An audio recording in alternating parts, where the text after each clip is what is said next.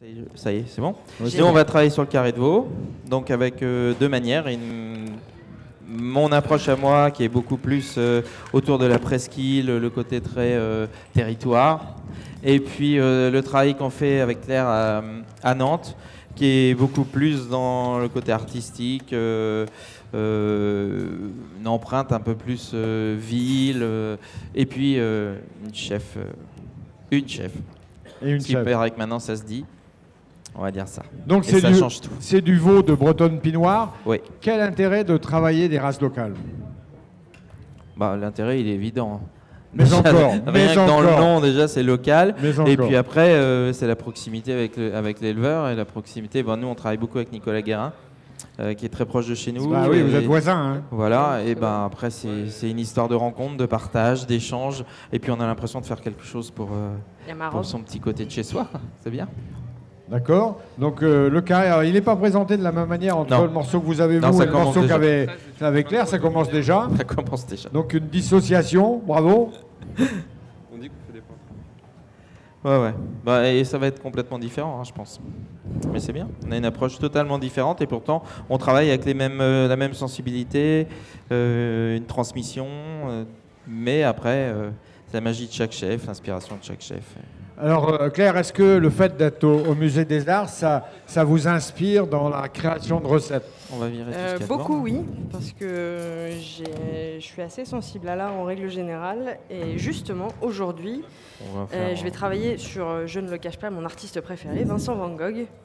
Et ce sera un plat autour du tableau La Méridienne ou la Sieste. C'est à toi, ça ? Et donc, je vais travailler le carré de veau sur le thème du foin. Le thème du foin. Du foin. Enfin, de l'arôme fumé. Donc, en deux mots, parce que pour ceux qui ne connaissent pas le tableau en question, est-ce que, brièvement, une description? Une méridienne, c'est le meuble, c'est ça? Tout à fait, mais en fait, ce sont deux paysans qui font gentiment la sieste contre un ballot de foin. Donc, on est complètement dans la fête de la vache nantaise, avec... le foin, la Bretonne Pinoire étant nourrie à l'herbe en été et au foin en hiver. Donc on est complètement raccord avec la manière dont travaillent nos amis éleveurs. Et on parlait de Nicolas Guérin tout à l'heure, qui n'a aucun lien de parenté avec vous. Non. C'est le hasard qui a fait que y a Éric Guérin à Saint-Joachim et il y a un Nicolas Guérin à Donge.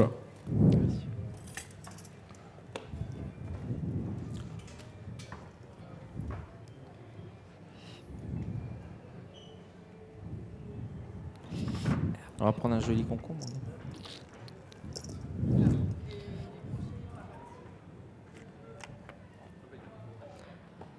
Benjamin.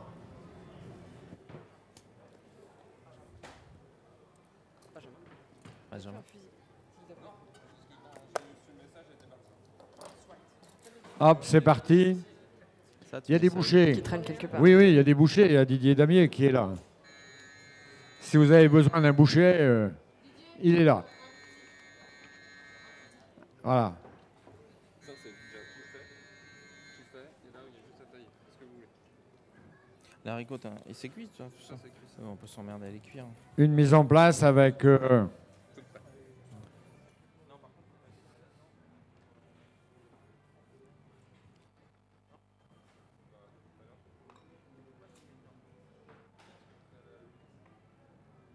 Bon, je vais mettre comme ça, je ne veux pas me mettre entre les deux. D'abord, je ne saurais pas faire l'arbitre.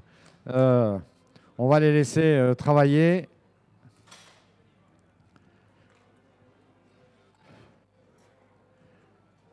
Les couteaux sont de sortie. Mais ça va être quand même une confrontation pacifique.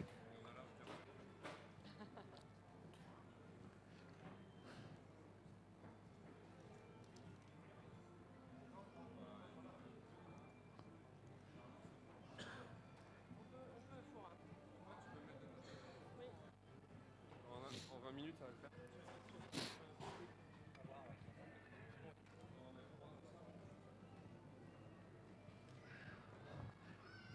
Donc bien évidemment, compte tenu du temps imparti, du temps que nous avons imparti à nos amis pour réaliser les recettes, il y a un certain nombre d'ingrédients qui ont été préparés en avance, soit ici même sur l'amphithéâtre des saveurs hier ou tout à l'heure en début d'après-midi ou ce matin. Et puis, je vois qu'Éric est déjà venu avec une partie de ces éléments. Encore une fois, ça faisait partie du cahier des charges, ou des libertés plus exactement. On ne va pas parler de cahier de charges, mais de liberté qui était accordée au chef pour venir nous rejoindre aujourd'hui. Bah, sauf si on a 2 heures devant nous, à ce moment-là, on peut tout reprendre à zéro. Ah, on pourrait avoir 2 heures devant nous, mais je sais que vous êtes par ailleurs très pris, comme vous concluez cette deuxième journée de la fête de la vache nantaise. On aurait pu étendre un petit peu, mais vous êtes en charge de vos établissements, donc je comprends bien qu'en 1 heure de temps, c'est déjà bien que vous nous les accordiez. On vous remercie. Les œufs.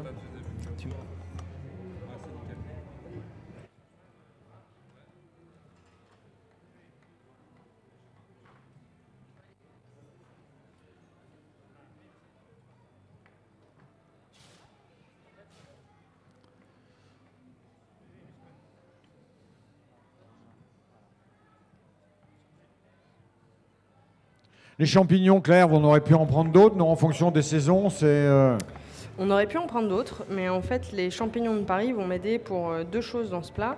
La première, c'est pour réaliser le jus, que comme vous le disiez à juste titre, en 1 heure, je n'aurai pas le temps de réaliser. Donc, je vais seulement faire un petit raccourci. Dans ce jus de viande qui va accompagner le carré de veau, nous avons donc la base qui est réalisée à base, avec les os du carré en lui-même, et qui sont accompagnés d'un bouillon de champignons que je vais réaliser donc avec les champignons de Paris. Pour ce faire, je vais simplement les mettre dans une casserole à couvert avec un peu de sel pour les aider à cracher leur eau de végétation. Puis une fois que j'aurai extrait le jus nécessaire et cuit mes champignons, les champignons, je les ai déshydratés et j'ai goûté mon jus que j'ai additionné à mon jus de viande de base. Et les champignons en eux-mêmes, je les ai ensuite fait sécher, ce qui va me donner en fait cette poudre qui est ici. D'accord, réduit en poudre et séché. Voilà, tout à fait. Et c'est très amusant parce que les champignons de Paris réduits en poudre comme ceci ont un léger arôme de cacao, du moins à mon sens. Mais cela n'engage que moi. Donc ça, nos amis qui nous regardent, ils peuvent faire ça chez eux. Tout à fait. C'est un peu complexe? Non, c'est pas complexe du tout. Il suffit d'avoir un four qui descend à des températures assez basses. C'est-à-dire que les lamelles de champignons, une fois cuites, si on les met sur une grille et qu'on laisse le four à 80 degrés toute la nuit, le lendemain matin, on récupère du coup les champignons qui sont bien déshydratés et à l'aide d'un mixeur classique, il suffit de les broyer et on obtient cette poudre pulvérisée. On fait cette poudre. Voilà, tout à fait. Un peu de vinaigre, juste pour que la couleur ne change pas. Tout à fait. Et du sel. Bonne question. Ah.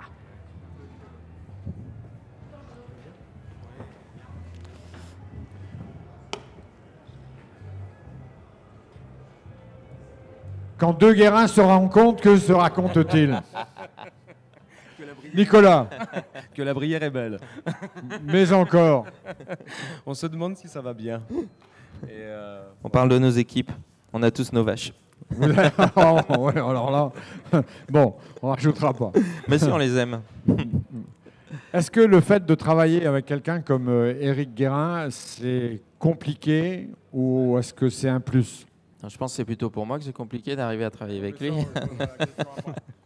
Je crois qu'Éric a raison, c'est que c'est plus compliqué de travailler avec moi que moi avec lui. C'est-à-dire qu'en fait, nous, on a une toute petite production. Et au tout départ, quand on s'est rencontré avec Éric, je lui ai dit je ne peux te vendre que du Gouel parce que je ne peux pas vendre de fromage, j'ai pas assez de production, quoi. Et puis on a réussi en se connaissant un peu plus, etc. On a petit à petit, voilà, on a avancé notre relation et puis maintenant, on travaille de plus en plus ensemble et j'en suis ravi.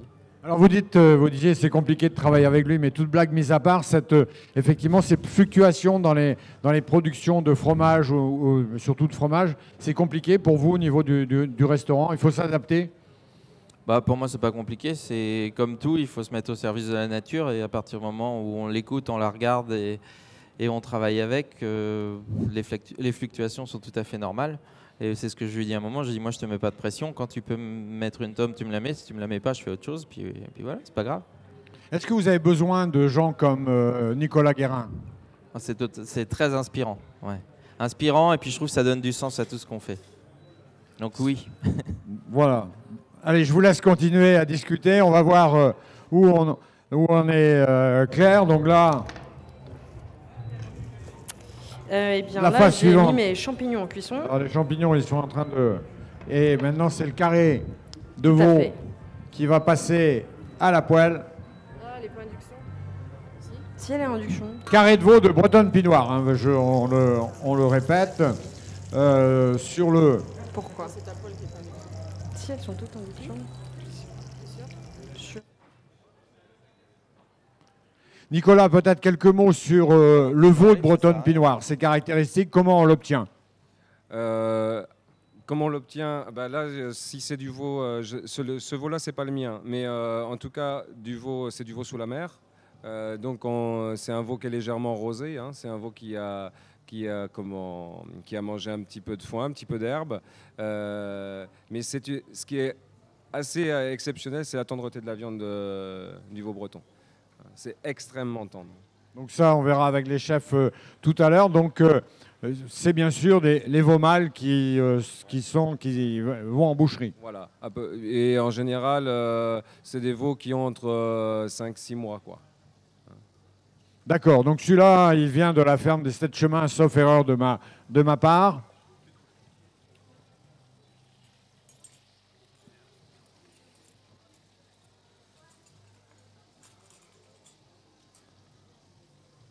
Pourquoi, Eric, vous avez qu'un tout petit morceau avec 3 côtes, alors que Claire, elle a un Maus costaud? J'ai un très gros morceau. Très gros morceau. Après, on a commencé déjà à apparaître celui-là, mais j'ai celui-là aussi, et puis j'ai fait un essai hier à la maison. Donc c'est pour ça qu'il est un peu réduit. D'accord, je croyais que vous jouiez petit jeu à côté de Claire. Je suis en train de tailler les concombres d'Olivier. Hop, pour en avoir un peu plus. Donc Olivier, c'est Olivier Durand, oui, avec qui vous travaillez. Alors moi, je travaille pas avec lui parce qu'il est plus proche des chefs nantais. Je suis un peu plus Vous sur la êtes, côte, moi. à l'ouest. Ouais, exactement. Mais bon, c'est toujours un plaisir de travailler avec ces produits.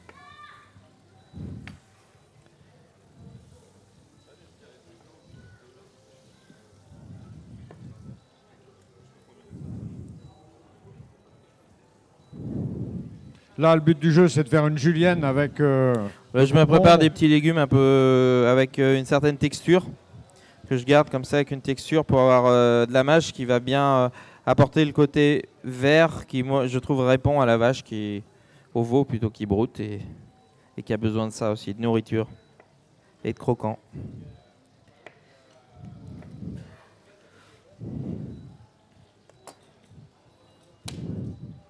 Bon, allez. Est-ce que tu as un... Ah ouais, je suis là.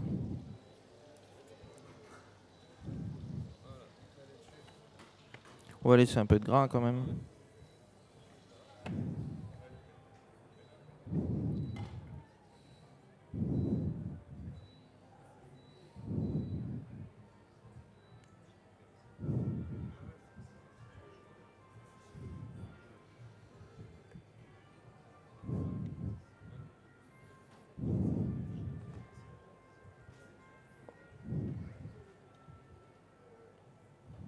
Ça y est, Claire, t'as pris de l'avance?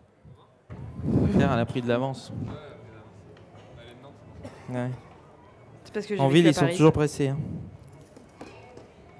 Pas tant. On en donne l'impression, c'est tout. Ouais, donne-moi, je veux bien. On va les mettre par là. C'est vrai. En plus, avec un couteau plus approprié, ça aurait été top. Non, c'est gentil, merci. Non, moi je vais le faire. Je veux bien, oui, merci beaucoup. Là, hop. Dis donc. Ouais, Donc là, le terme technique, Didier vient de le rappeler. Didier, il y en a notre boucher préféré, il s'agit d'éplucher la viande, c'est-à-dire d'enlever toutes les particules de peau qui risquent à la cuisson de raidir la viande. C'est ça que vous faites? Ben, à vrai dire, là, je vais pas la cuire, ma viande. Bon, donc du coup, ça se pose pas, Du coup, la question ne se pose pas. Mais effectivement, je vais retirer ces parties qui peuvent être un peu filandreuses dans le tartare.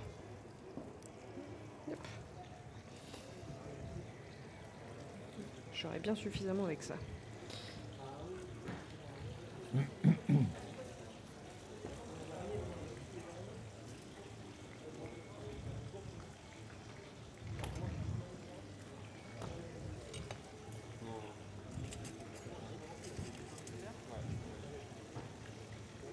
Donc devant nous, pour ceux qui sont un peu à l'extérieur et qui viennent peut-être d'arriver, il y a Éric Guérin de la Mare aux Oiseaux et à ses côtés Claire Apchi qui est elle du Musée des Arts de Nantes, mais les deux établissements sont liés, sont la même direction générale, mais deux manières différentes de travailler. C'est pour ça que c'est une sorte de, non pas de concours, mais de petite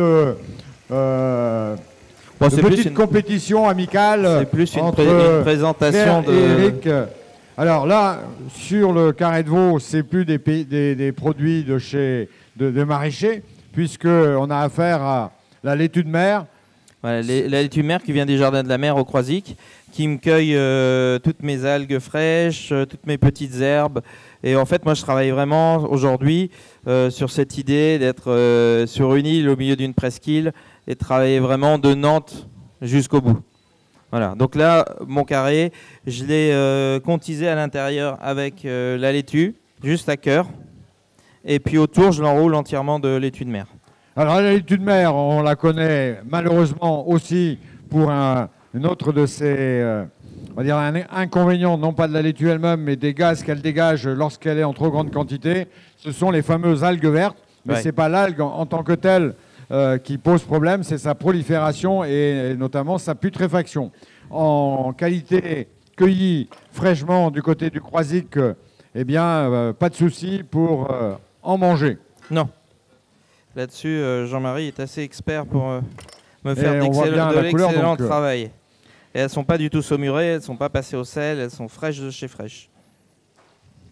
Donc ça aussi, si vous allez vous balader du côté du Croisic ou Bretagne Sud sur des zones rocheuses, eh bien, vous pouvez récolter votre laitue vous-même et l'utiliser en cuisine.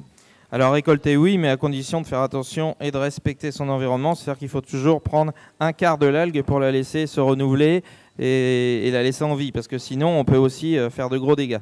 Si on se met tous à aller cueillir avec nos petits ciseaux, et ne pas arracher les pieds. Et ne pas arracher les pieds, exactement. Donc là, Claire, vous êtes en train de débiter le veau en fine, plus que fine lamelle. Absolument, pour réaliser mon tartare par la suite. Donc un tartare de veau au couteau. Tu peux sortir le fumoir si vous voulez. Donc le fait de le faire au couteau et non pas à la machine, ça évite qu'on ait une bouillie au final. Absolument, je déteste le tartare à la machine. Sauf si c'est un steak américain en Belgique. Sauf si... C'est un steak américain en Belgique. Un steak américain en Belgique. Bon, mais là, comme on est au Dreny... Exactement, donc je m'adapte. On va rester steak au couteau. En général, le steak, on le fait avec du bœuf. Là, vous le faites avec du veau. Quelle différence au niveau du goût, au niveau des textures? Au niveau des textures, le veau va être un peu plus tendre, légèrement plus acide, à mon goût en tout cas. Et ouais, la fibre et le goût sont plus fins. Plus tendre parce que plus jeune, c'est aussi simple que cela? Je ne suis pas experte dans le domaine, je pense que d'autres pourraient mieux Didier, répondre est-ce que que moi à cette c'est question. lié la tendreté du veau par rapport à une tendreté d'un bœuf? C'est parce que l'animal est plus jeune que la viande est plus tendre? Aucunement, pas sur le veau. Hein. Même sur le bœuf, un tartare, c'est jamais... Tu parlais du tartare, hein? Oui. Et non, il n'y a aucun problème là-dessus. C'est toujours tendre. Un tartare, soit de bœuf ou de veau, sera toujours tendre. Et ce qui est bien, là, c'est que c'est complètement dénervé, dégraissé. on fait pas la même chose. Par contre, on a un carré, là, un carré second. On ne pourrait pas faire ça avec ça parce qu'il y aurait trop de gras de couverture. Là, il faut, pour un tartare, qu'il n'y ait pas du tout de graisse. Hein. On se comprend? Tout à fait. Donc il faut une viande, effectivement, pure, entre guillemets, pure viande, pur muscle, Absolument. sans les éléments qui sont effectivement utiles lorsque l'animal est en vie, bien sûr. Il y a un terme technique, donc Didier, il est parti. Hop.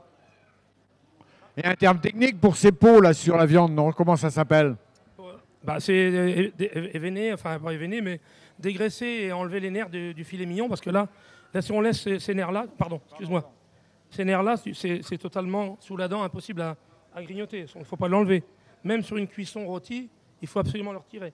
Contrairement au carré qu'on a là, on a un carré de second, là. Ça, c'est à cuisiner, par exemple, rôtir, comme il fait Eric là à la poêle, ça ira beaucoup mieux qu'un carré de filet. Voilà. Ce gras, ça va nourrir la viande. Le peu de gras, ça nourrit la viande et ça donne un goût particulier, et ce qui enrichit la viande. Donc ça, c'est un travail que éventuellement vous pouvez faire pour vos clients s'ils vous demandent de préparer un filet mignon de veau.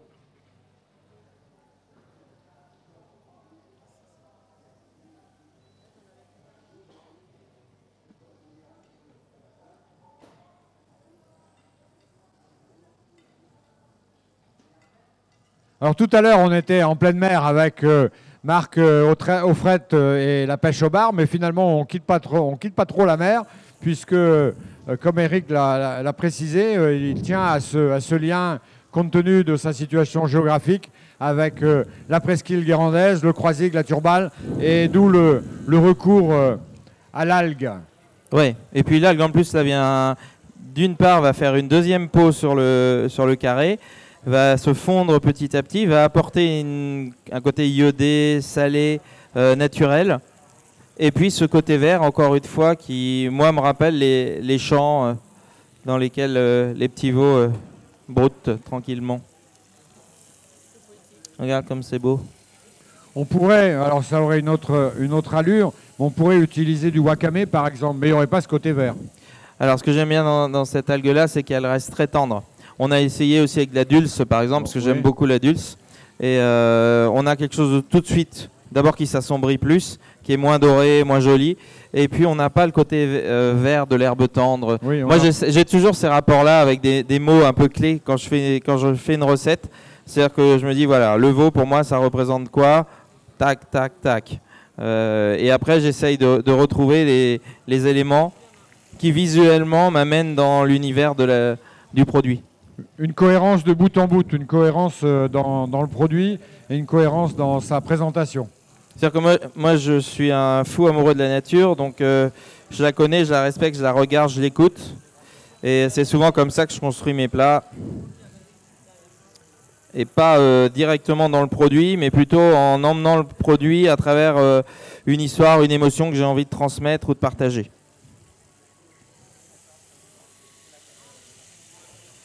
Vu comme ça, j'ai l'impression de voir un peu un poisson qui est en train de rôtir. Ouais, c'est un gros poisson alors. Ah bah tout à l'heure on avait du beau bar. Hein. Ouais, ça pourrait, très bien, on pourrait faire la même chose. Mais justement, ce que j'aime aussi, c'est emporter, c'est peut-être transformer les produits ou les emmener dans un univers qui n'est pas celui utilisé habituellement. Un univers un peu de rêve, d'imaginaire. Alors Claire, elle nous amène dans un univers toujours très artistique qui, moi, me touche énormément. Et moi, je suis plus dans un univers de nature un peu imaginaire, un peu Alice au Pays des Merveilles, si vous voulez. Hop, chaud, attendez, je vais m'écarter pour vous laisser travailler.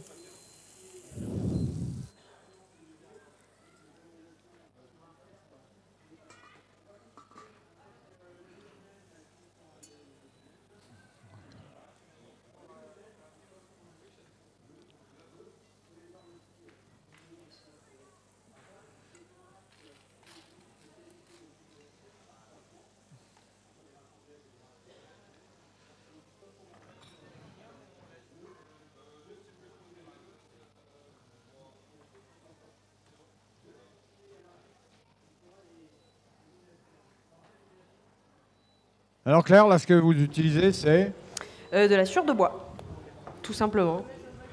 De manière à allumer mon fumoir. J'aurais bien amené un peu de foin, et Dieu sait qu'il y en a tout autour de nous.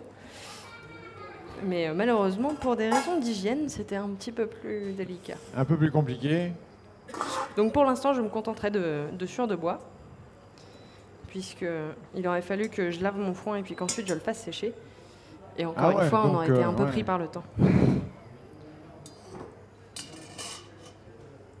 Et ça, c'est vous qui l'a. Comment vous obtenez ce produit? On le trouve ça dans le commerce Ce produit se trouve dans le commerce, absolument.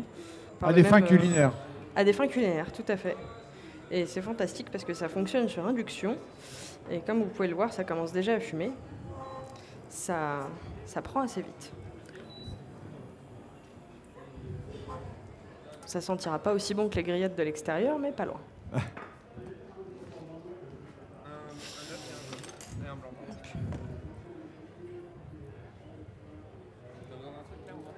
Non.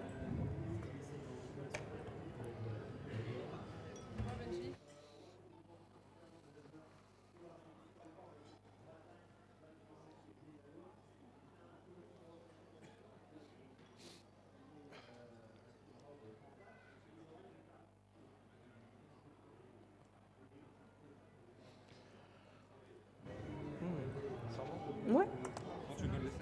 Donc les poivres que je vous vois humer les poivres nous ont été gentiment proposés par Olivier Rollinger, qui était avec nous tout à l'heure.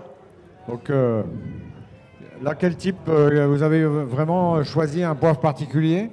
J'ai choisi celui qui sentait bon. Non, j'ai été juste séduite par l'odeur, à vrai dire, de celui-ci, qui est également sur des légères notes fumées. Absolument. Qui me fait un peu penser à du poivre malabar, mais je dois dire que je ne suis pas experte dans le domaine. Chef, à votre avis, c'est lequel? Celui-ci, je sais pas, je l'ai pas senti. Montre. Là, à côté d'Olivier Rollinger, je fais pas le poids. C'est au chocolat celui-là. Ah, c'est pour ça qu'il a des notes assez torréfiées. C'est parfait, je disais justement que ça avait un petit goût de, Ah ouais, c'est pas mal. de chocolat. Au chocolat, c'est bien. Ça va très bien avec le champignon, donc ça me va. Non, j'ai pris, merci.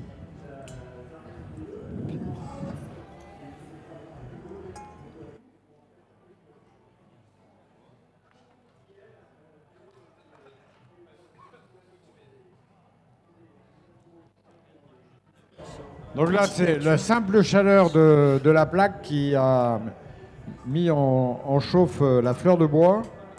Par contre, il faut un appareil un peu spécial pour... Oui, c'est la condition. C'est la condition.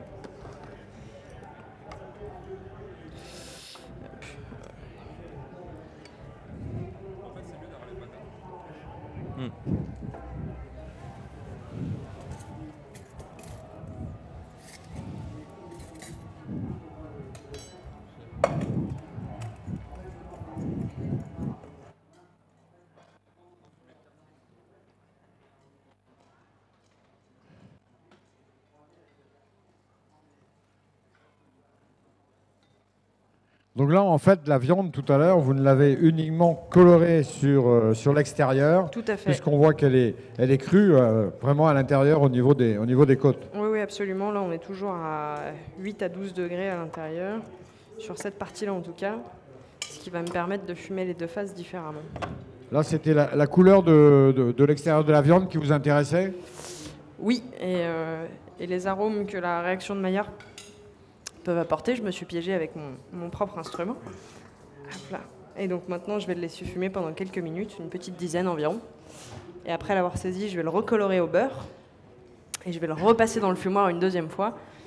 Parce qu'en fait, le beurre aura cet avantage de capturer toutes les molécules d'arôme du fumage. Oui, j'en brume un peu tout le monde. En effet, on le sent. Alors, c'est quoi comme bois? C'est du hêtre? Oui, c'est du bois de hêtre, tout à fait. Ça devait être fumé au foin, mais je ne pouvais pas le laver et le sécher. Il n'écoute rien. Alors, une petite poubelle. Eric, vous êtes dans la purée? C'est le cas de Alors, la purée. mauvais jeu de mots. Alors moi je suis dans les pommes de terre bretonnes qui ont cuit sur un sel de Guérande, un sel gris. Voilà, on reste toujours dans le, dans le pays. dans le pays. Ensuite, je rajoute un blanc, un jaune d'œuf, un tout petit peu de farine. Et ça, je vais mettre le gouel dedans. Le gouel de la ferme du Bois-Joubert de chez Nicolas. Et ça va me donner un blinis sans ajouter aucun ferment autre, sans ajouter de levure, rien du tout. Un blinis que je peux garder facilement une semaine au frais. On est sur des ferments naturels, bien évidemment, Exactement. avec le gouel. Exactement.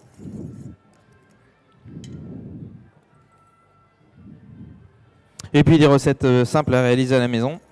C'était le but du jeu de cet après-midi et d'aujourd'hui. Donc voilà, juste de la pomme de terre, cuite en robe des champs sur le sel gris de Guérande. Ensuite, à peu près une cuillère de farine, un petit peu de gouel, des œufs et hop, du sel, du poivre et c'est parti. Et après, on laisse quand même normalement reposer une nuit. D'accord. C'est l'idéal. Voilà, là j'ajoute le gouel. Donc le gouel, gros lait de bretonne pinoire, pour ceux qui n'auraient pas suivi au cours de ces 2 jours la fabrication du gouel. On va y venir tout à l'heure, hein, en fin d'après-midi, lorsque nos amis auront terminé leur recette. Eh bien, on ira voir comment le gouel qui a été commencé en début de journée a pris et revenir sur la fabrication de ce gros lait de bretonne pinoire. Et de bretonne, là on est sur de la bretonne pinoire, mais ça pourrait être avec de la froment du Léon ou avec de l'armoricaine, les 3 races traditionnelles de Bretagne. Voilà, donc moi je fais un appareil, ça ressemble un peu à un appareil à crêpes en fait. Et on va le laisser reposer tranquillement. Alors bien sûr ça on peut l'aromatiser comme on veut. Là moi j'ai mis que de la pomme de terre pour rester vraiment pur, mais on pourrait faire moitié pomme de terre, moitié chou-fleur, on pourrait faire avec de la courge, on va bientôt être en pleine saison. On peut y rajouter des herbes, on peut y rajouter des épices. Ouais, en fait, c'est une base avec laquelle on peut faire ce qu'on veut. C'est une base facile, intéressante à travailler et qui a vraiment beaucoup de goût.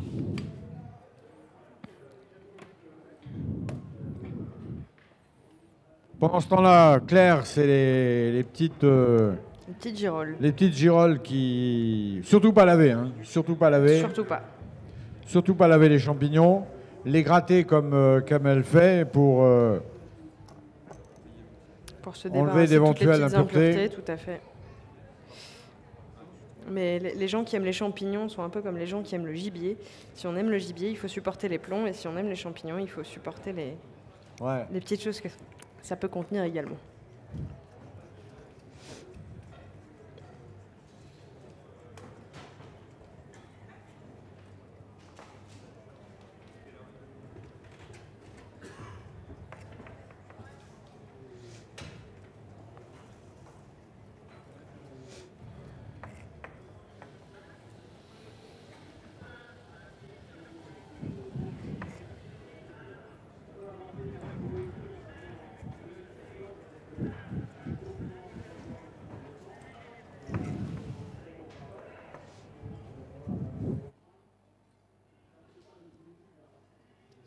Dire aussi, pour Claire, ce qui est intéressant, c'est qu'elle travaille avec le Jardin des Plantes.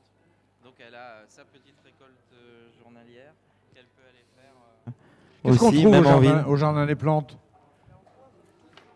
Bon, il y a une partie potagère, une partie plantes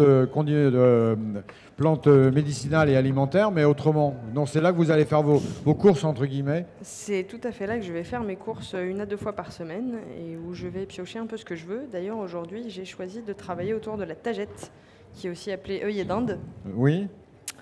Et qui est tout à fait dans le thème aussi bien au niveau des couleurs qu'au niveau des goûts.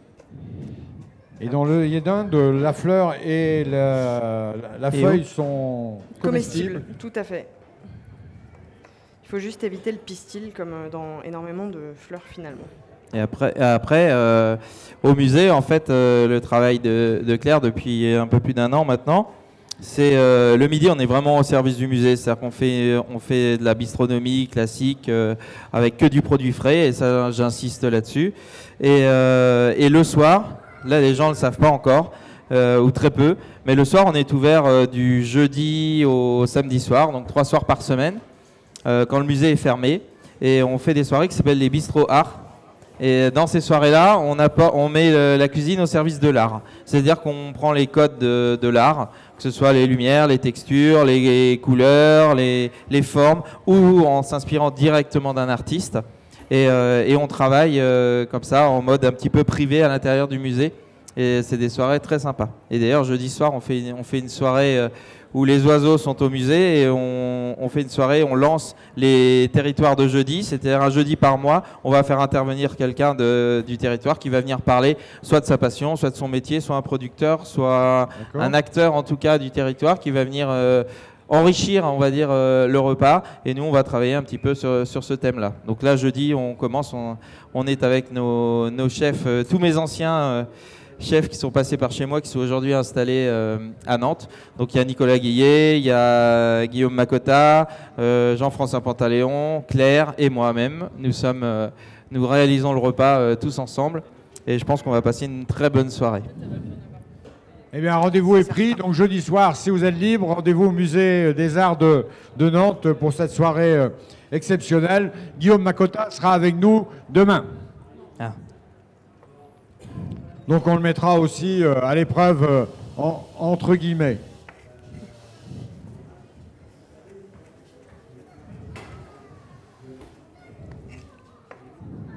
Au Jardin des Plantes, est-ce qu'ils mettent en culture des plantes que que vous avez demandées, par exemple, ou est-ce que vous leur demandez rien et vous allez piquer ce qu'ils ont mis dans les carrés? Eh bien, on va dire que c'est un peu des deux. Mais pour les légumes notamment, ou pour certaines plantes, il faut s'y prendre à N-1. Ce qui fait que l'an dernier, j'avais demandé s'il était possible de cultiver de la mertensia, qu'on appelle aussi pardon, la feuille d'huître. Je pense que certains doivent la connaître, le chef l'utilise parfois. Et du coup, cette mertensia a la particularité d'avoir... Utiliser. Parce qu'aujourd'hui, j'utilise directement les algues de chez Que me cueille Jean-Marie, et il y a une algue qui a goût d'huître, et je préfère utiliser ça qu'utiliser la feuille. J'ai un cran de retard. Ouais, non, c'est une approche différente, parce que différent. Des algues au Jardin des Plantes, à ma connaissance, il n'y en a pas beaucoup. Il n'y en a pas. Non, en effet. Mais non, en règle générale, à vrai dire, j'y vais un peu sans trop d'idées en tête, de manière à justement pouvoir m'adapter au maximum à la saison, à ce qui a poussé, parce que certaines fleurs disparaissent pendant une semaine en fonction de la météo. Et du coup, j'aime bien ce petit inattendu dans le quotidien. Et les clients, les mangeurs, comment ils prennent cette démarche? Mais plutôt bien, avec beaucoup de curiosité, à vrai dire, ce qui est très agréable. Bon. Je travaille plutôt avec Huitric, donc aussi sur la côte. Et donc j'ai deux démarches. Alors je vais les voir avant chaque saison. Je vois un petit peu ce qu'ils ont dans leur champ, ce qu'ils peuvent me proposer. Et en fonction, on travaille. Là par exemple, je travaillais pas la fleur de courgette. J'ai jamais travaillé ce produit-là parce que pour moi c'est un produit du sud et ça n'avait pas un grand intérêt.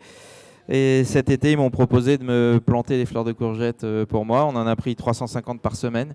Et voilà, c'est parti. On a fait la fleur de courgette. Le poivron, c'est pareil. C'est un produit qui ne rentrait pas dans ma cuisine. Et ils m'ont fait goûter leur petit poivron taureau, là, et on a fait ça tout l'été. On le fait encore d'ailleurs. Et c'est aussi cette démarche-là quand on va voir un producteur, quand on les écoute, c'est que nous, on a un petit peu nos a priori de chef. On travaille un peu toujours les mêmes produits, même si j'essaye toujours de me renouveler et de me remettre en question. Et puis de temps en temps, bah, voilà, il rentre quelque chose dans... Ils ouvrent une porte, en fait, cette porte-là nous ouvre un univers incroyable et fait complètement changer notre cuisine. Moi, je suis en train de faire un petit jardin. Ah, vous aussi, voilà. Comme Jean-Yves Guéot tout à l'heure. Ah bon. Ouais. Le mien est un peu secret. Ah ben ça, on a tous un jardin secret là-dessus. Alors là, ça n'est pas original. J'ai un petit jardin, pour l'instant, de verdure.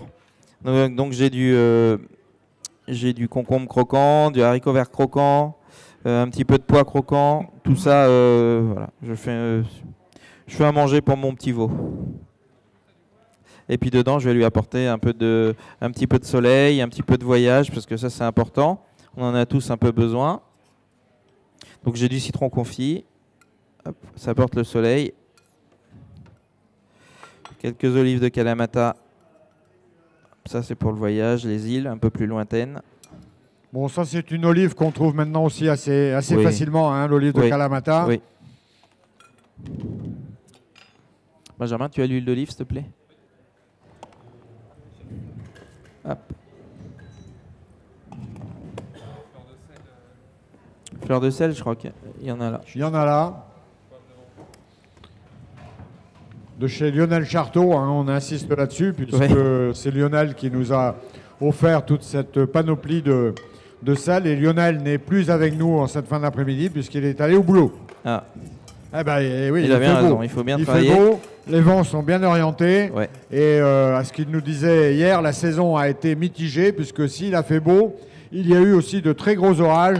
Et les paludiers et surtout les salines n'aiment pas l'eau douce, évidemment, en cette période. Donc, un apport conséquent d'eau douce, eh bien, c'est autant de perdu pour les paludiers et autant de temps après à remettre en chauffe et à faire en sorte que le taux de salinité de l'eau des œillets revienne à bonne densité pour faire l'affaire de sel et le gros sel.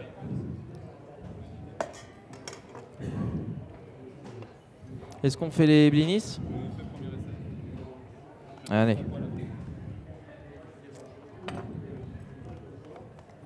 Tenez, maître. Je vais venir avec toi pour voir.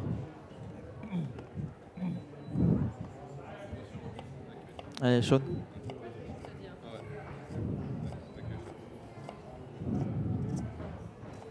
Une échalote, un oignon rose, rouge plutôt. Un oignon rouge nouveau, absolument. L'échalote qui sera, elle, destinée à la poêlée de girolles, de manière très classique avec un peu de ciboulette à feu vif. Et puis les courgettes, elles, qui vont me servir pour le tartare. En fait, je vais faire un tartare enfermé dans un carpaccio. Pour rappeler un peu les ballots de foin du tableau dont je vous parlais tout à l'heure de Van Gogh. La sieste. C'est chaud là? On est chaud? Non, on n'est pas chaud, on n'est pas allumé du tout même. Si? Ah si, elle est allumée là. Non, faut pas que ce soit trop chaud. Je vais essayer d'en faire un. Ouais, faut que ça monte un peu en température. On peut pas se mettre sur l'autre d'à côté?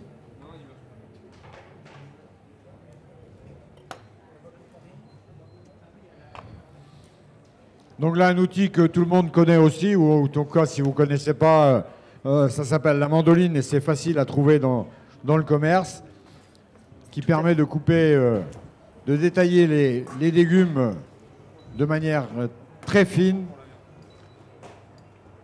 Il faut juste faire attention à ce que les bouts des doigts ne soient pas non plus détaillés très fins. C'est sûr.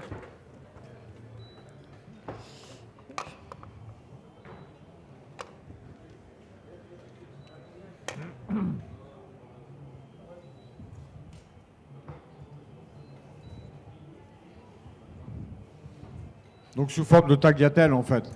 Pour, Plutôt de lamelles à vrai dire.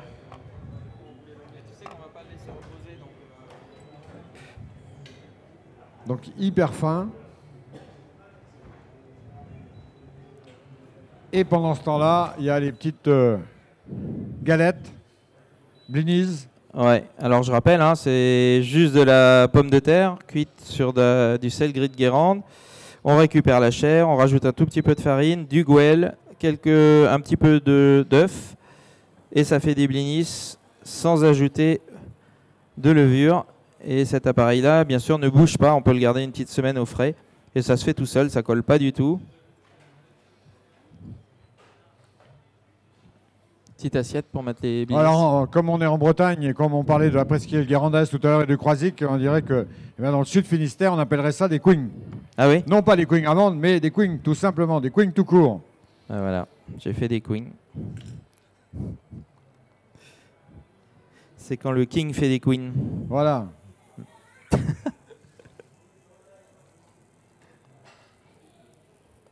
J'aime bien rajouter un peu de fleur de sel à cœur. Ça fait une petite... c'est la fève. Hop, petite surprise en plus. Ça développe les saveurs. Alors l'idée, c'est vraiment de laisser... il ne faut pas que ce soit trop chaud. Et c'est vraiment de laisser prendre tout doucement. Dès qu'on voit que ça commence à prendre sur les côtés, on peut commencer à s'amuser avec. Et justement, pour faire cette analogie avec cette spécialité du Sud Finistère, hein, le queen, on met c'est une sorte de crêpe, mais dans laquelle on met du levain. Et là, effectivement, c'est pour ça que je faisais l'analogie. Ouais. Le gouel a fait cet office, fait lever la pâte. Exactement.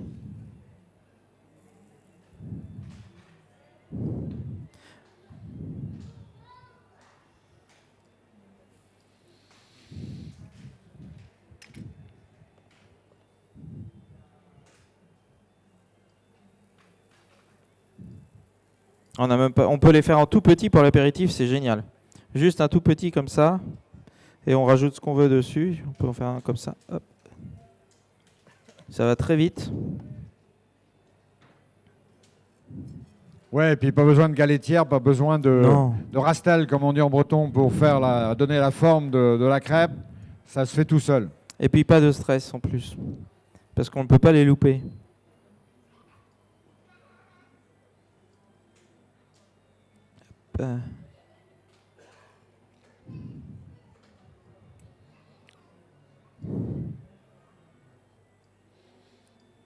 Et pendant ce temps-là, Claire aligne ses courgettes. Je suis un peu psychorigide. Un peu. Ah, ça, c'est vous qui le dites. Hein. C'est moi, je vous connais pas assez pour vous qualifier. Non, mais les courgettes sont tranchées, comme vous pouvez le constater, de manière assez fine. Et de ce fait, elles sont assez fragiles. Donc, pour préserver leur forme actuelle, je préfère la remettre bien à plat.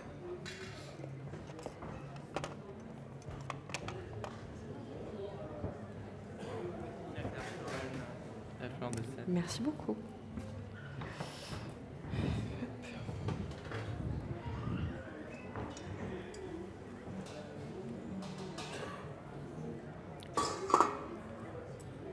Donc là, on en est à la deuxième fumaison. J'ai pas tout suivi le film. Non, je l'ai simplement c'est que la tourné première. tout à l'heure. Du coup, donc, il commence à... ça c'est déjà bien coloré. Absolument. Et on vient sur des tons un peu jaune-orangé, comme justement le tableau dont je vous parlais tout à l'heure.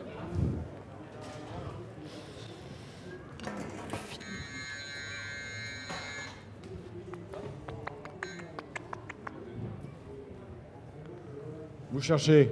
Le film étirable. Je l'ai repéré. Le film étirable, il est là. Merci, pardon.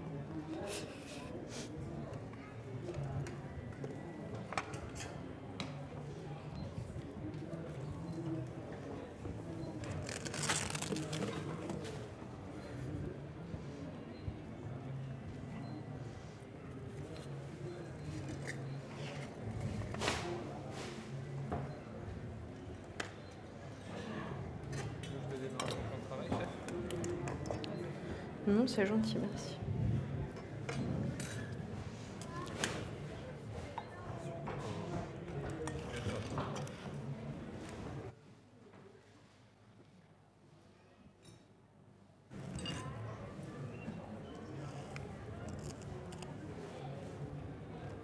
Merci beaucoup.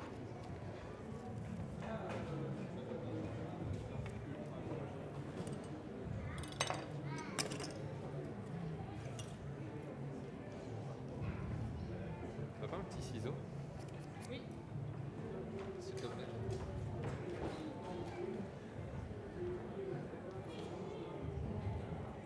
Ça va, Claire? Ça va et vous, chef? Si t'as besoin d'un coup de main, tu prends Benjamin. Hein. Tu lui fais faire les petits légumes.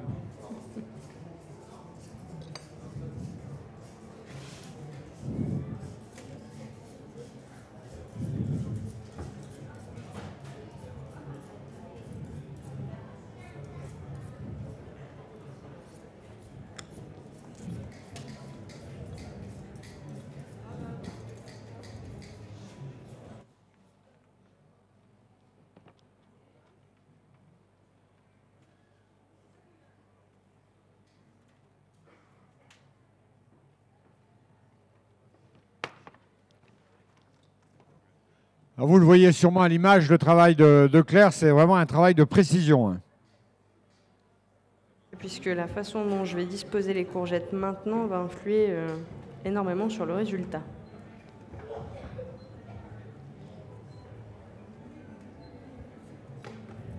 Donc les courgettes, il faut quand même qu'elles soient jeunes pour qu'elles soient exemple de pépins. S'il y a des pépins, ça le fait pas.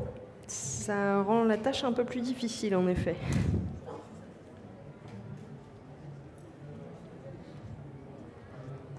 La couleur jaune, toujours pour rappeler le foin? Tout à fait. J'avais fait ce plat en entrée au musée il y a quelques temps et j'avais fait une inversion, enfin j'avais joué sur les deux couleurs de la courgette jaune et verte avec le même procédé, mais pour coller un peu plus au thème aujourd'hui, je me contenterai de la courgette jaune.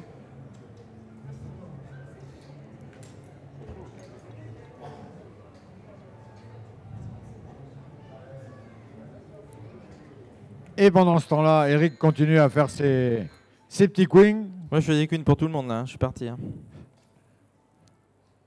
Hop.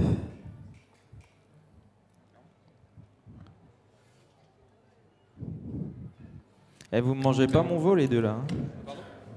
Je vous vois. Hein. Très bon.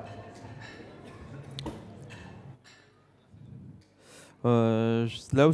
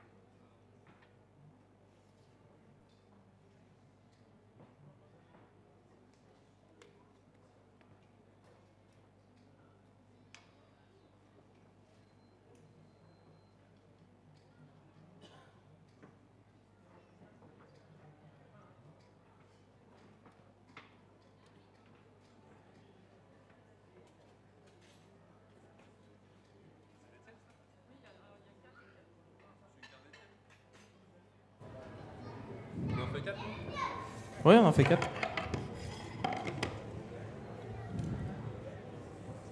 3 minutes, il reste 3 minutes. Ok.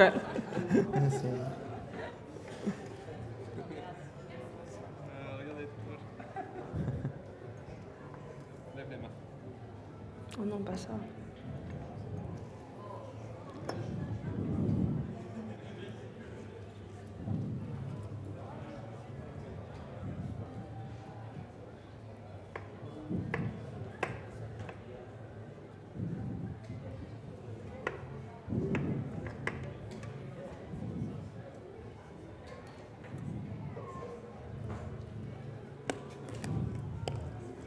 La cuisson est bonne. Hein. C'est bon, la couleur, ça va, ça te fait pile ça poil. donne vraiment envie d'y aller. Hein.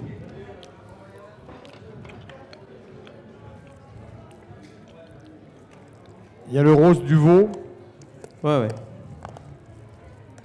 Merci, monsieur. Il est bien. Hein. Donc là, on l'a cuit 20 minutes, un peu plus. Non, à peine. Ouais. Ça dépend de la taille. C'est bien, hein, c'est bon. Alors effectivement, on sent bien la jutosité du veau, parce qu'un veau, il ne doit pas être trop cuit. Non. C'est le risque. En général, c'est ce qui se passe, c'est qu'on a tendance à trop cuire le veau. Je dirais c'est ce qui se passe dans beaucoup de choses. Le poisson, le veau, le gibier, la volaille. On cuit toujours trop chez nous. Alors, ça c'est toujours pour être en harmonie avec mon territoire et mon paysage. Ce sont les ruches de chez nous. On a 20 ruches qu'on gère avec Alain Ray. Voilà, donc ça je m'en sers pour faire un petit chemin de vie. Alors c'est presque invisible. pour l'instant.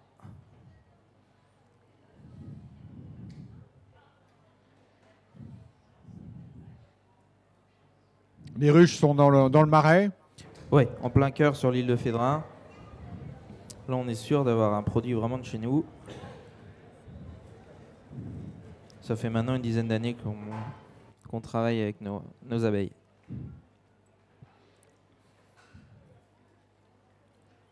Dessus, c'est une petite graine d'amarante parce que c'est bon pour la santé. Donc, petite graine d'amarante que j'ai fait griller au beurre, gonfler puis griller au beurre, qui va apporter un peu de croquant. Et j'aime bien utiliser les graines, ça me ramène à ma passion première, les oiseaux.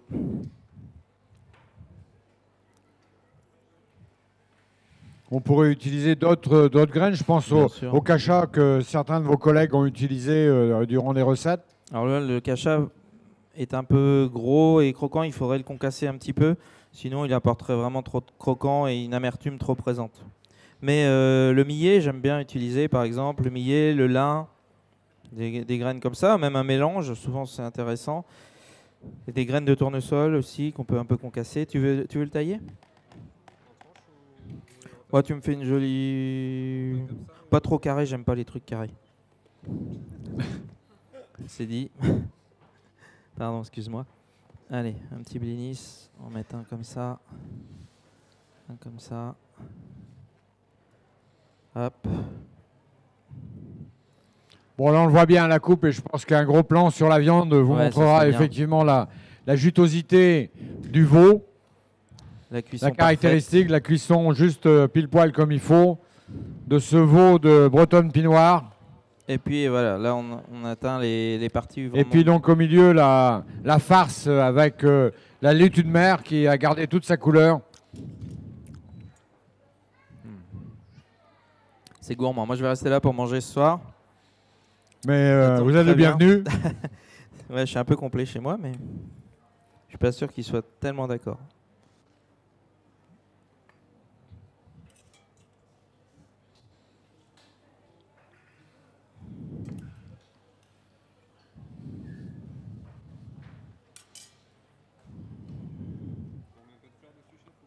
Non, non, c'est bien salé avec la laitue, t'as pas besoin de mettre de fleurs.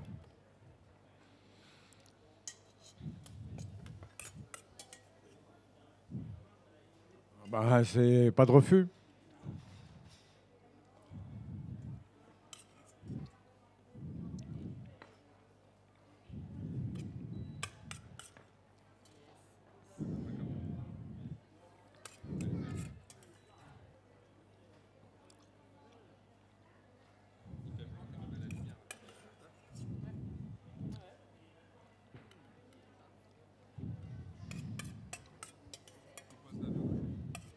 Voilà, cela, c'est bien. Vois si Claire a besoin de toi.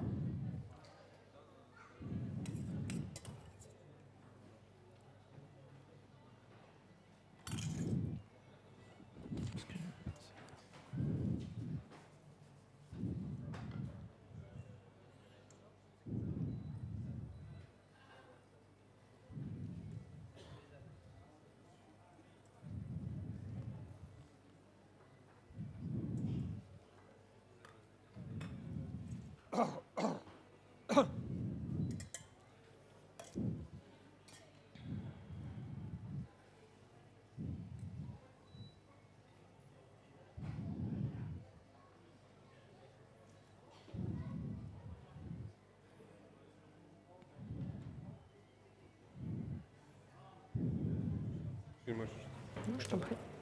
Non, c'est pas moi.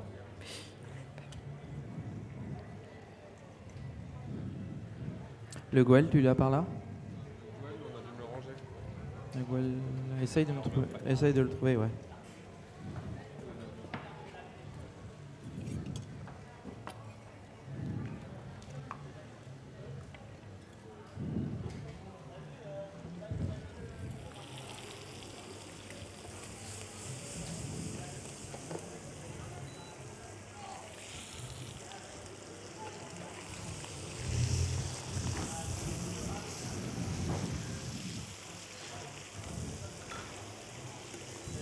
l'as trouvé? Ah oui. Voilà, et le Goël, en plus de l'avoir mis naturellement comme ferment dans les blinis, je m'en sers comme sauce. C'est-à-dire que je viens chercher vraiment son côté un peu acidulé, qui va venir se mélanger avec la laitue, le veau. Et on n'a même pas besoin de faire un jus. Alors on peut se servir du jus de cuisson. Mais là, ça apporte vraiment la fraîcheur, l'acidité. Ça vient faire la liaison, ça casse le sucre un peu du miel.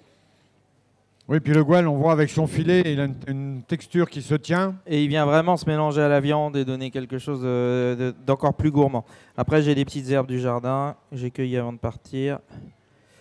Parce qu'il faut ramener toujours le produit dans son élément.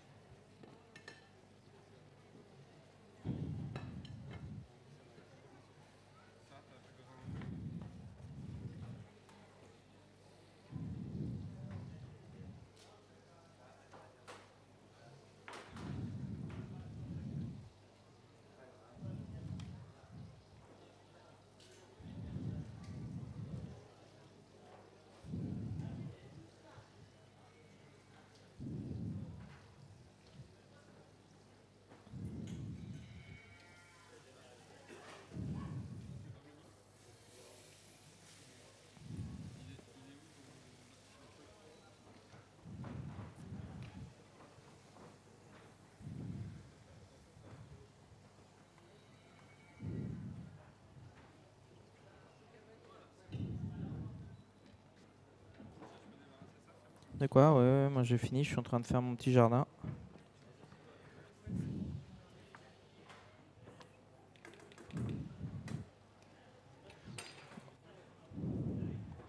Donc là, le carré de veau, Claire, c'est la deuxième fois qu'il passe à la poêle. Absolument. Là, il est vraiment bien bronzé.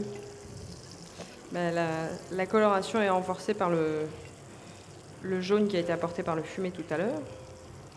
Là, on commence à être pas trop mal. Ça manque encore un peu à cœur.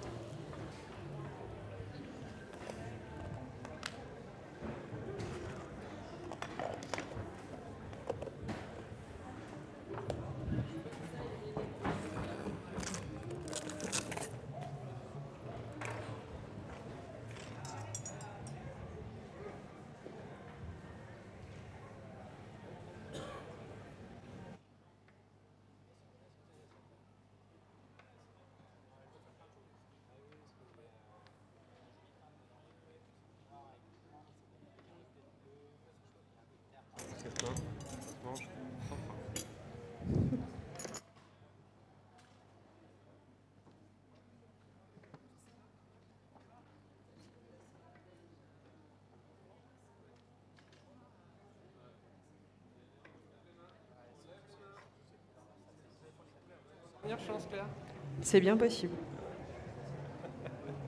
C'est gagné, c'est pour ça. Elle était galante. Toujours laisser gagner son taf. Toujours. Je compte sur toi, cheval. Ah. J'étais prêt à rembourser. Allez, moi je suis bon. Je sais pas à peine d'en rajouter. Non, c'est bon, il manque juste un peu pour mon veau et c'est bon. Ah, il manque encore. Pas de beaucoup, mais... Donc là, on arrive dans la phase finale. Et Eric, vous avez... Ouais, ça va. Ça y est, j'ai gagné. Autant, oui. Vous avez gagné autant. On va voir après. Parce que c'était pas un concours sur, un petit peu sur la distance. Ma proposition autour du veau. Voilà, voilà. Donc si on reprend le déroulé de la recette, c'est d'abord un carré de veau de bretonne pinoire. Exactement. Carré de veau de bretonne pinard, ce qui est le plus important. Ensuite, des algues, de la laitue de mer fraîche cueillie au croisic. À l'intérieur, autour. On a fait revenir ça tranquillement, un peu d'huile d'olive, un peu de beurre au four pendant un bon quart d'heure, 20 minutes. Pendant ce temps, on a fait cuire les pommes de terre en robe des champs sur le sel gris de Guérande. On a récupéré la chair. On l'a mélangé avec des œufs, de la farine, du Goël pour faire un blinis sans ajout de levure.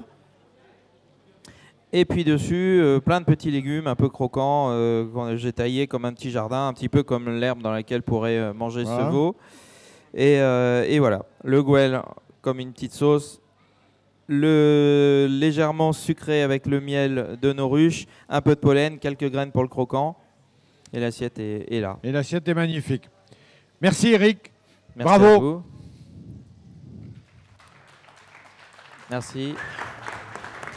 Donc Eric, que vous pourrez retrouver avec Claire dès jeudi prochain au musée des Arts à Nantes pour cette soirée particulière. Et notez bien, un jeudi par mois, cette rencontre exceptionnelle avec une personne du terroir qui viendra parler de son pays et qu'Éric et ses collègues cuisiniers mettront en exergue dans leur restauration.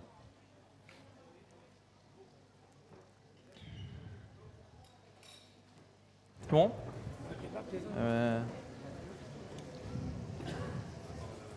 J'arrive.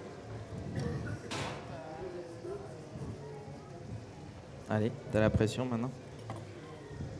Un petit peu.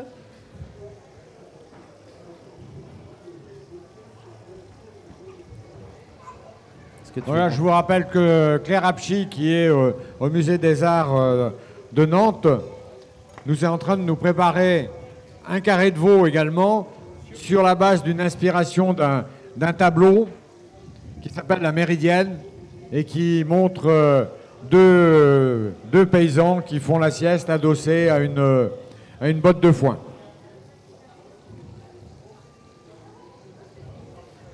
Donc il faudra... Ce que va nous montrer Claire, c'est cette relation entre ce tableau et cette réalisation culinaire. On voit déjà qu'au niveau des couleurs, au niveau des textures, au niveau du dessin, on retrouve à la botte de foin. Et forcément, les agriculteurs, là, pour le coup, sont partout. Parce que sans les paysans, il n'y aurait pas de possibilité d'avoir évidemment ces produits qui sont mis en valeur cet après-midi, demain encore, à l'occasion de cette nouvelle édition de la fête de la vache nantaise. Merci. Tu veux que je te fasse quelque chose sur le veau? Si vous aviez la gentillesse de le tailler, ce serait merveilleux. Tu veux le tailler comment? Comme ça vous convient le mieux. Facile. Moi, je vais aller voir. Non, plutôt sur le cœur, ici. J'avais pas utilisé. Et tu veux des tranches? Ouais, ce sera très bien. Donc le carré de veau a été à la fois poêlé et fumé, et c'est ce qui donne effectivement vraiment cette couleur très caramélisée, très chaude. Mais néanmoins, on va retrouver exactement la même densité et la même qualité de viande que dans la manière dont Eric a pu cuisiner, lui, de son côté, le carré de veau. On voit tout de suite la jutosité de la viande. Oui. Et puis la cuisson qui est magnifique. Hein. On est bien rose. C'est bien brillant. Ça te va comme ça, Claire? Très bien.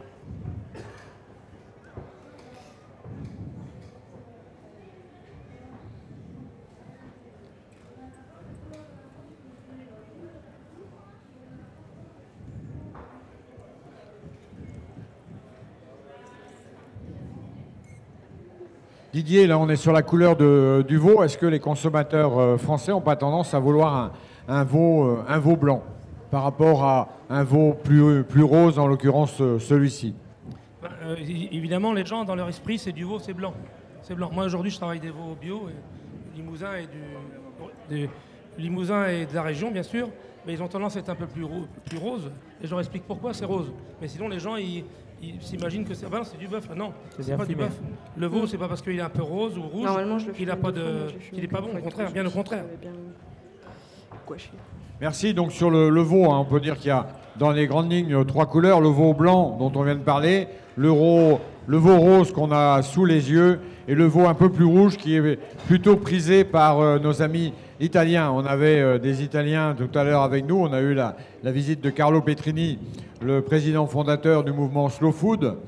Et donc dans son pays, c'est effectivement plus une viande plus colorée qui est prisée.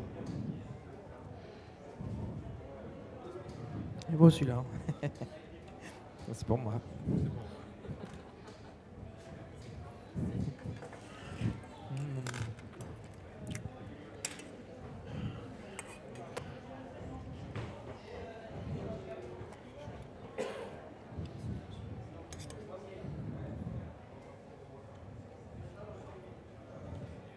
Tu as pris mon joli mot?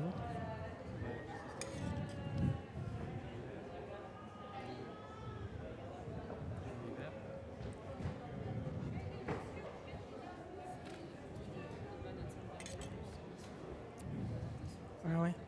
Ouais, j'aimerais bien le rencontrer.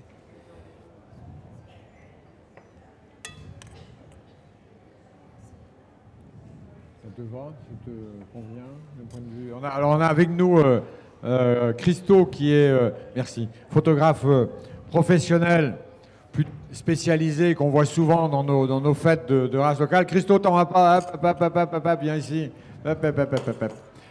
Qui est aussi aime bien photographier justement les actions culinaires comme celles qu'on voit devant nous. Les photos qui sont là de beurre, de vache, de bretonne pinoire et puis de fromage, c'est pas lui, donc mauvaise pioche, mais c'est la vache, donc la vache c'est bien toi. Comment toi, avec ton œil de photographe, tu apprécies ces présentations? Moi, au niveau du graphisme et tout, il n'y a pas de souci. Moi, je dis juste une chose. Maintenant, il faut goûter. Hein. Voilà, je me doutais bien que ça allait finir comme ça. Donc, Claire continue à présenter son assiette. Du coup, oui, maintenant, j'ai ajouté des petites boules de riz à sushi.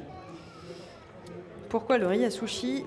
Van Gogh a eu une grosse influence japonaise dans les années 1880.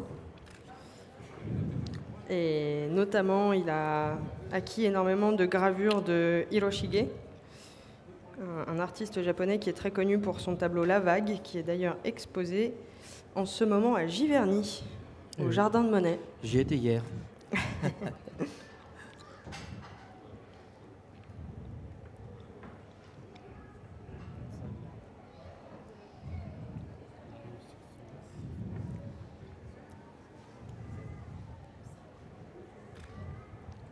Embêtant cette mouche.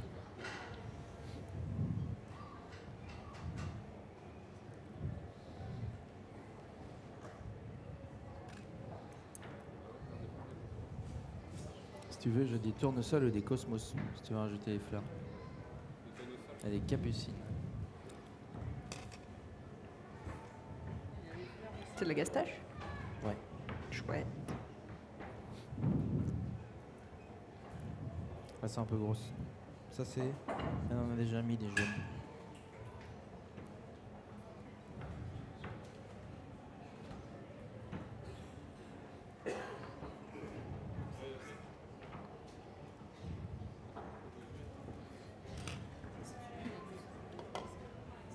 T'en veux plus des fleurs ou t'en as assez? Merci. Voilà, il y a profusion de fleurs, mais il ne s'agit pas de faire un bouquet de fleurs. On ne va pas confondre les genres.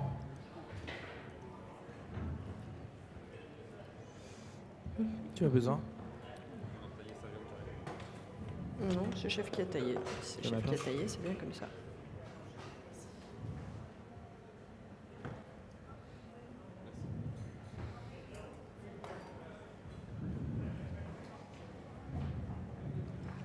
Le carré de veau qui a été fumé, qui a été poêlé 2 fois, fumé également en 2 reprises. Et pour avoir eu le droit de goûter un tout petit bout tout à l'heure au moment du parage, je peux vous affirmer effectivement qu'on sent que c'est une viande qui a été fumée. Donc il y a eu l'effet, le fait de passer à la poêle, hein, de faire croustiller la viande avec ce qu'on appelle l'effet de Maillard pour bien caraméliser avec les sucres de la viande, l'extérieur est bien présent. Et ensuite, ce goût que donne le bois de hêtre fumé est très, très présent, mais pas trop.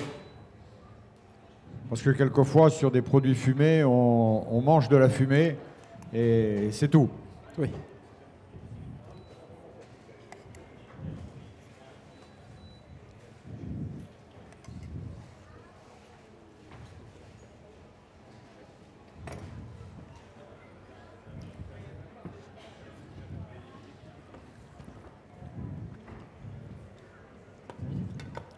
Eh bien voilà, ça vous plaît, Claire, ce travail? Est-ce que satisfaite? Oui, évidemment. Ça me convient.